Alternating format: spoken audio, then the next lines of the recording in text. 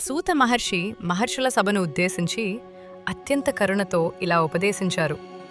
ఓ మహర్షి, ఎవరైనా ప్రతిరోజూ శివపురాణాన్ని వినలేని స్థితిలో ఉంటే పవిత్రమైన పుణ్యమాసాలలో అయినా దీనిని తప్పక శ్రవణం చేయాలి. ఈ శివపురాణాన్ని ఒక ముహూర్తం 48 నిమిషాలు లేదా అర్ధముహూర్తం లేదా దాని 4వ భాగం లేదా కేవలం క్షణమాత్రం అయినా వినేవారు ఎటువంటి అపాయాలకు లోనుకారు. ఓ మహర్షులలో అధిపతి, ఈ శివపురాణాన్ని వినే మనిషి కర్మబంధాలతో నిండిన ఈ సంసార సాగరాన్ని దాటగలుగుతాడు.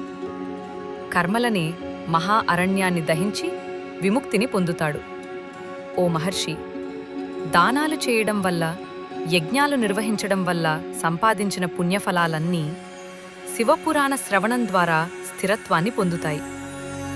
ప్రత్యేకంగా ఈ కలియుగంలో మోక్ష సాధనకు శివపురాణ శ్రవణం కంటే మహత్తరమైన ధర్మం ఇంకొకటి లేదు.